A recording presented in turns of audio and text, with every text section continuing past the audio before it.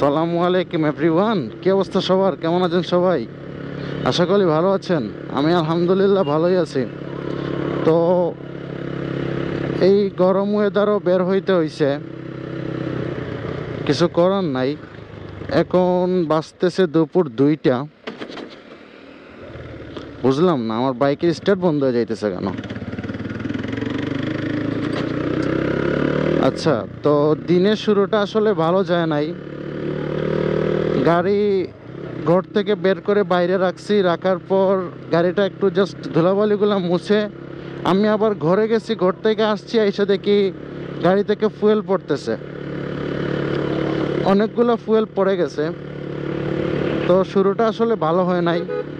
তারপর হচ্ছে কুলাউড়া গেছিলাম, কুলাউড়া থেকে আসছি, আর এখন হচ্ছে শমশেরনগর যাইতেছি। তো জানি না দিনের শুরুটা এমন হইল, কেমন যাবে দিনকাল বা দিনটা কেমন যাবে। আর রোদ আজকে অনেক বেশি, গতকাল থেকেও আজকে রোদ একটু বেশি। কত ডিগ্রি চলতেছে সিলেটে দেখি নাই। এই হচ্ছে অবস্থা। আর আপনাদের কি অবস্থা? রোদের মধ্যে কেমন যাচ্ছে এই গরমে দিনকাল? বাইকের ফুয়েল নিয়ে আমি অনেক চিন্তিত, কারণ আমার 32 পার লিটার আমি ফুয়েল পাইতেছি। চলতেছে আমার গাড়ি মাত্র 30 কিলো, 32 কিলো 1 লিটার ফুয়েলে। সো এটা অনেক কষ্টের আমার জন্য, কারণ হচ্ছে এমনিতেই হচ্ছে বেকার, তার উপরে যদি ফুয়েল 32 কিলো যায় তাইলে কীভাবে? তো সার্ভিস করানোর পরও আসলে বাড়াইতে পারি নাই। আর এই আমার বাইকের ফুয়েল হচ্ছে এমনই, প্রথম থেকেই বাইকের হচ্ছে বয়স প্রায় 6 বছর, 1,15,20,000 রানিং হয়ে গেছে বাইক। প্রথম থেকেই বাইকের ফুয়েল হচ্ছে আমি 35, 38 এরকম। মাঝখানে আমি একবার 40+ পাইছি।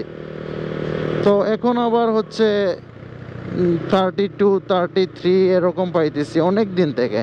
মাঝখানে একটা সার্ভিস করাইছি, উনি আবার বলছিল যে 40 পাবো, বাট এইটা হয় নাই, 40 পাই নাই। আমি ওই যে গতদিন ফুয়েল চেক করার জন্য একদম ফুয়েল শেষ হওয়ার পর 1 লিটার ফুয়েল নিছি, নিয়ে চেক করতে গেছিলাম, তখন হচ্ছে মাঝ রাস্তায় আমি আটকা পড়ছি যে মাত্র 32 কিলো হয়েছে ফুয়েলে, শেষ মাঝ রাস্তায়।